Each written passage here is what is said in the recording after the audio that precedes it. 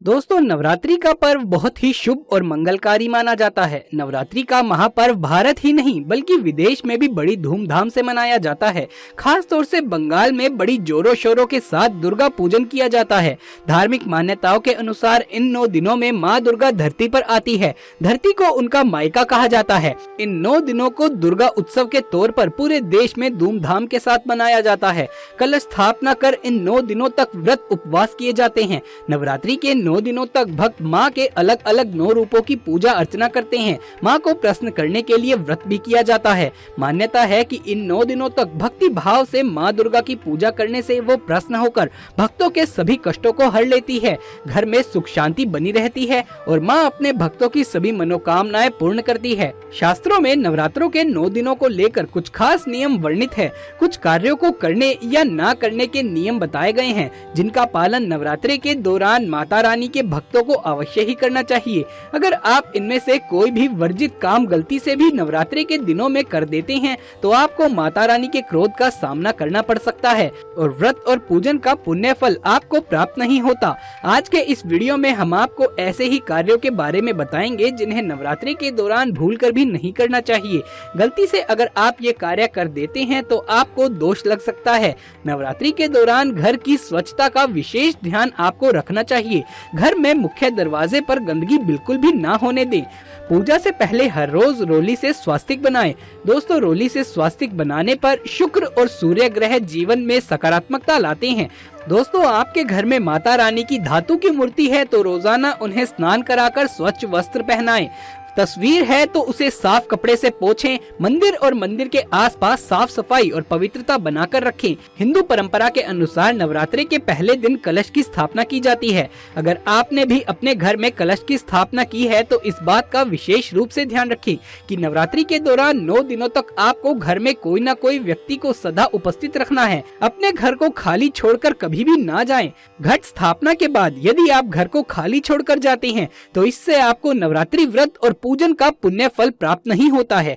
माता रानी क्रोधित हो जाती है। दोस्तों, जरा आप ही सोचिए, नवरात्रि के पूरे 9 दिनों तक माता रानी आपके घर में आती है और आप ऐसे में माता को अकेले छोड़ देंगे तो माँ को बुरा लगेगा और वो आपके घर से हमेशा हमेशा के लिए चली जाएगी। कम से कम नवरात्रि के इन 9 दिनों तक व्रतधारी को माता की चौकी के सामने ही अपना आसन लगाना चाहिए। इससे माता प्रसन्न होती है और माता रानी को बहुत खुशी होती है। ऐसे में माता रानी को अकेलापन भी महसूस नहीं होता। इसीलिए इन 9 दिनों तक आपको माता रानी को अकेले नहीं छोड़ना चाहिए। आपको माता रानी के पास में ही सोना चाहिए, क्योंकि माता रानी सब देखती है और अपने सच्चे भक्त की हृदय से निकली पुकार को अवश्य ही सुन लेती है। नवरात्रि के पहले दिन अखंड ज्योति भी जलाई जाती है। अगर आप अखंड ज्योति जलाने का संकल्प ले चुके हैं तो ज्योति पूरे 9 दिनों तक जलती रहनी चाहिए। गलती से भी अखंड ज्योति बुझने नहीं चाहिए।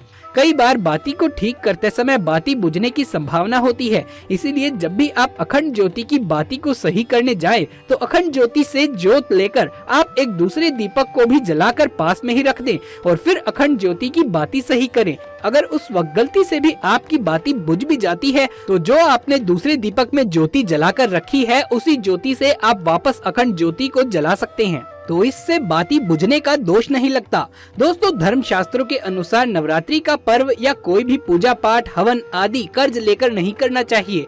नवरात्रि में जो व्यक्ति कर्ज लेकर माता रानी का व्रत रखता है, उपवास आदि करता है, तो ऐसा व्रत कभी भी पूरा नहीं माना जाता। माता रानी की सच्चे हृदय से भक्ति करें, माँ आपसे प्रसन्न अवश्य ही होगी। माता रानी को सच्चे हृदय से यदि 1 रुपए का बतासा भी अर्पित करते हैं तो माँ प्रसन्न हो जाती है। बस मन में सच्ची श्रद्धा होनी चाहिए। कर्ज लेकर माता रानी के व्रत जो भी व्यक्ति रखता है उसके ऊपर कर्ज का भार और भी ज्यादा बढ़ जाता है, जो कि शनि देव ने भी कई बार इस बात को दोहराया है कि कर्ज लेकर कोई भी व्रत आदि नहीं करना चाहिए, पूजा पाठ हवन आदि नहीं कराना चाहिए। हमेशा अपने पैसों से ही कोई शुभ कार्य कराना चाहिए।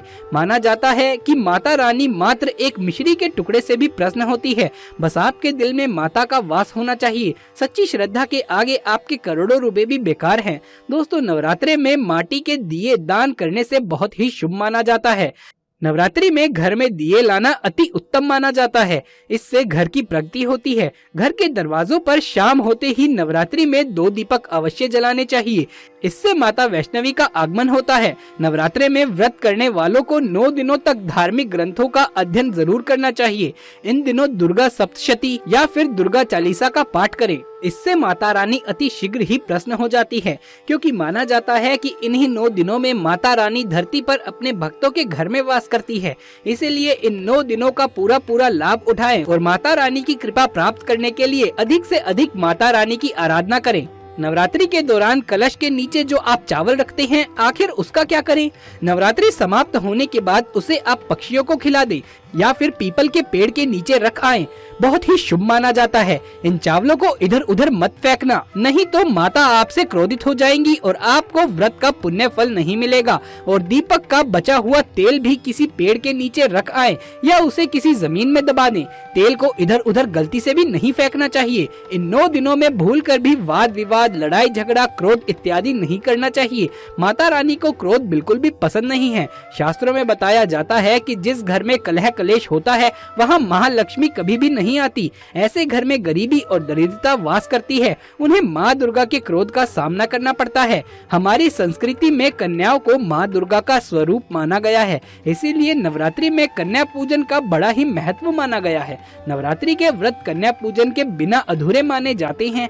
इसीलिए नवरात्रि के दौरान भूल कर भी किसी कन्या या महिला का अपमान न होने दे, उन्हें दुख न पहुँचाए, उनका पूरा सम्मान करे, नहीं तो माँ दुर्गा नाराज हो जाती है। कन्या जब आपके घर से प्रस्थान करे तो उनकी थाली में चुपचाप एक लौंग अवश्य रख दें।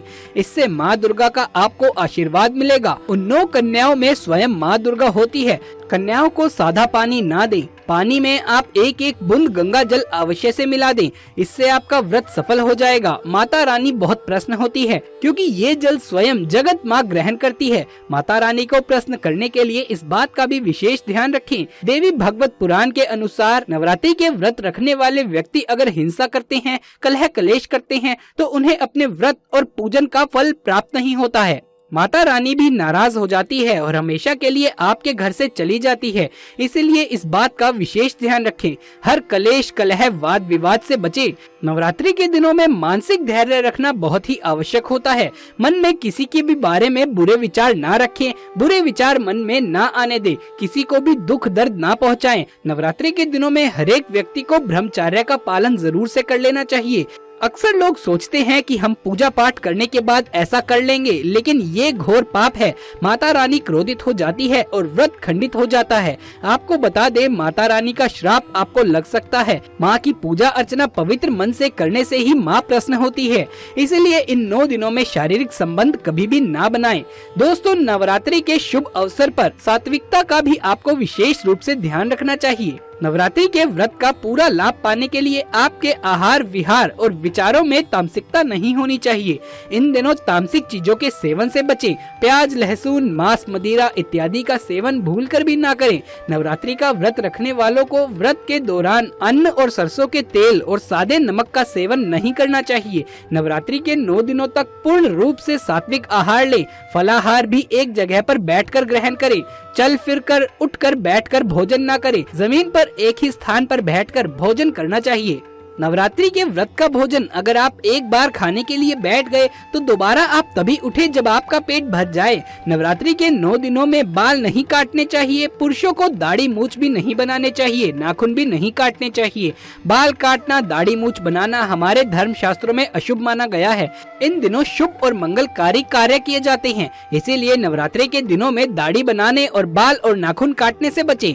दोस्तों, विष्णु पुराण के अनुसार नवरात्रि का व्रत रखने वालों को दिन में नहीं सोना चाहिए। तंबाकू और सिगरेट का सेवन नहीं करना चाहिए। ऐसी चीजों से व्रत खंडित हो जाता है, सामान्य सी बात है। लेकिन नवरात्रि के दिनों में सभी को रोज स्नान करना चाहिए और साफ वस्त्रों को धारण कर लेना चाहिए। इन पवित्र दिनों में काले रंग के कपड़े पहनना शुभ नहीं माना जाता है। इस बात का भी आपको विशेष रूप से ध्यान रखना चाहिए। तो दोस्तों, ये थी हमारी आज की वीडियो। अगर ये वीडियो आपको अच्छा लगा हो तो इसे एक लाइक करें, अपने दोस्तों और रिश्तेदारों में इसे ज्यादा से ज्यादा शेयर करें और आगे भी ऐसे वीडियोस देखते रहने के लिए हमारे चैनल को सब्सक्राइब अवश्य ही कर ले। माता के सच्चे भक्त कमेंट बॉक्स में जय माता दी का नारा अवश्य से लगा दे। जल्द मुलाकात होगी आपसे किसी अगली वीडियो में। तब तक के लिए आप सभी का धन्यवाद।